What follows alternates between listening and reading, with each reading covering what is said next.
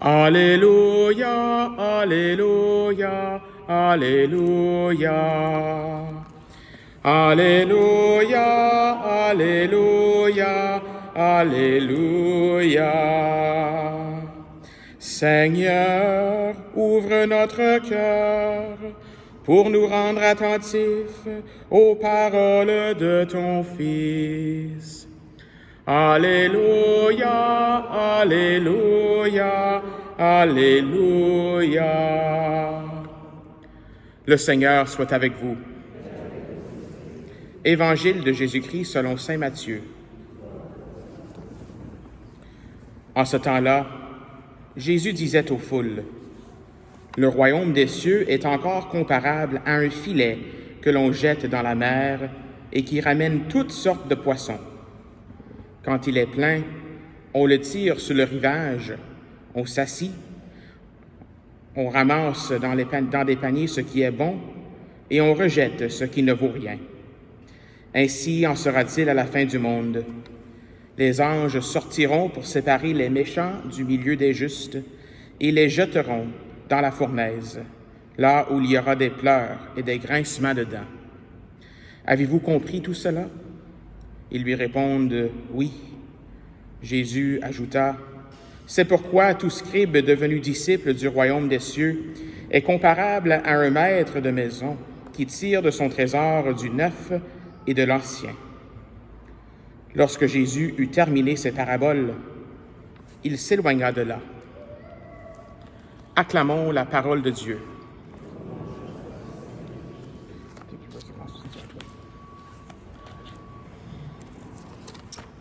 Juste une première note ici que c'est... on voit vraiment... c'est comme la fin de quelque chose dans nos Écritures d'aujourd'hui. Hein? Donc, on voit Jésus qui dit « Avez-vous tout compris? » Et après cela, quand il fut terminé ses paraboles, il s'éloigna de là, après ses enseignements. Même chose avec la première lecture, on voit comme une finalité.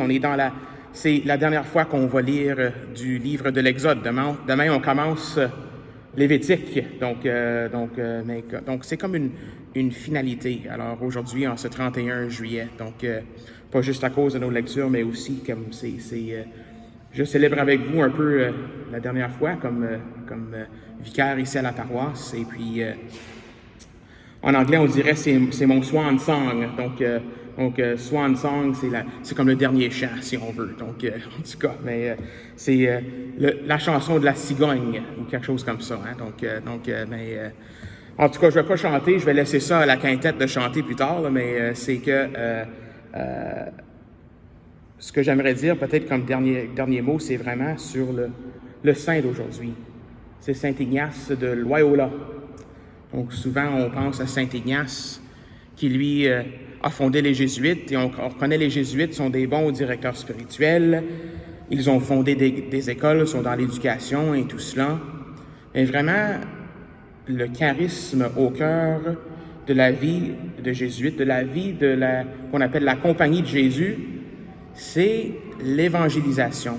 C'était ça, vraiment ça, au cœur de comment Saint Ignace voulait vivre sa vie, sa vocation après sa conversion, bien sûr. Alors, c'est l'évangélisation. Et on a cette image-là dans l'Évangile d'aujourd'hui. Le royaume des cieux est encore comparable à un filet que l'on jette dans la mer et qui ramène toutes sortes de poissons. C'est un peu ça, l'évangélisation. C'est ce filet jeté dans la mer et on ramène tout. Celui qui a un cœur d'évangélisation veut tout ramener, tout le monde soit dans le bercail du Seigneur. C'est ce que un jésuite qu'on connaît bien, notre pape François, qu'on se rappelle aussi ces temps-ci, notre pape François, il avait dit déjà dans une homélie aux Journées mondiales de la jeunesse l'année passée, en 2023, il a dit l'Église, il le dit en espagnol, mais c'est ces trois mots. Todos, todos, todos. Tous, tous, tous. L'Église, une relation avec le Seigneur, une vie spirituelle, n'importe comment on veut l'appeler, c'est pour tout le monde, c'est pour tout le monde, c'est pour tout le monde. Pour nous faire rappeler que c'est pour tout le monde. Alors ça, je pense que c'est quelque chose qu'on peut se rappeler. C'est que c'est pas juste pour certaines personnes une relation avec le Seigneur. Jésus n'est pas venu juste pour un certain groupe de personnes, mais il est venu pour tout le monde, pour tous les peuples. Et c'est ça que Saint Ignace de Loyola vraiment avait comme charisme. Il voulait suivre ces paroles-là de Jésus, de ramener tout le monde avec sa communauté des Jésuites. Les Jésuites sont allés un peu partout dans le monde. On entend les histoires d'héroïsme de Saint Ignace lui-même et bien sûr aussi de Saint François Xavier qui est allé en Chine et tout ça pour convertir. Il a baptisé 100 000 personnes, vous imaginez, 100 000 personnes. Donc vraiment pour montrer que l'Église, c'est pour tout le monde. Et je reviens un peu sur le pape François, il dit, on laisse tout le monde rentrer et quand ils sont là, c'est à ce point-là qu'ils vont grandir. C'est à ce point-là qu'on va les aider. C'est à ce point-là que s'il y a des péchés là, on va les pardonner. Si on va régler la situation avec la personne. Mais c'est vraiment des faire entrer dans cette relation avec le Seigneur. C'est comme ça que le pape le voyait.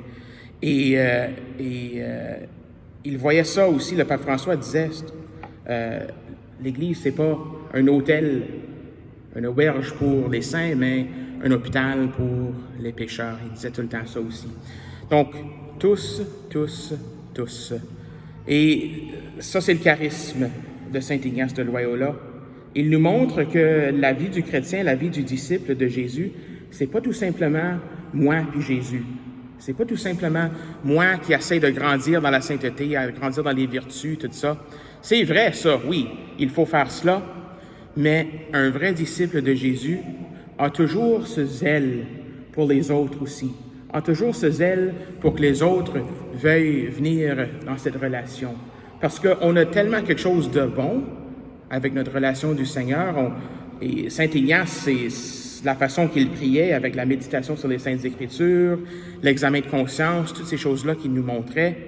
C'était vraiment pour rentrer dans cette relation d'intimité avec le Seigneur Jésus. C'est tellement quelque chose de bon, tellement quelque chose qui va transformer ta vie, qui veut la partager avec tout le monde. Et c'est ça que Saint Ignace nous a montré. C'est que vraiment, un disciple de Jésus veut ça pour tout le monde. Pas juste pour lui-même, mais le veut pour tout le monde qui lui entoure. Une deuxième chose que j'aime beaucoup de Saint Ignace, c'était il disait souvent cela à ses jésuites. Il disait, un jésuite a toujours le pied levé. Un pied levé. J'ai levé ma main, là, mais j'ai aussi levé mon pied. Mais un pied levé, c'est que ça veut dire qu'il est toujours prêt à partir pour la mission. Toujours prêt, un pied levé, prêt pour aller où le Seigneur lui appelle et vers où le Seigneur lui appelle. On a vu ça dans la première lecture d'aujourd'hui. Ce sont le peuple de Dieu avec au mont Sinaï, à la fin du livre de l'Exode. On entend ici, à chaque étape, lorsque la nuée s'élevait et quittait la demeure, les fils d'Israël levaient le camp. Si la nuée ne s'élevait pas, ils campaient jusqu'au jour où elle s'élevait. Donc c'est comme ils étaient toujours prêts à partir et à amener le Seigneur où le Seigneur voulait aller. Donc toujours le pied levé. Donc aujourd'hui, moi aussi, j'ai mon pied levé. Je vais dire en anglais, my bags are packed, I'm ready to go. Donc j'ai tout fait mes bagages pour mon déménagement. J'ai le pied levé. Le Seigneur m'appelle à la même mission que nous avons ici à la cathédrale, mais ailleurs. La même mission que tous aient cette relation avec le Seigneur. Moi, dans ce cas-ci, c'est pour montrer cette joie-là à Barrhaven. Donc, le pied levé, je peux juste vous dire à la fin de cette homélie, comme notre ancien recteur disait souvent, que nous demeurions toujours en union de prière et de mission. Amen.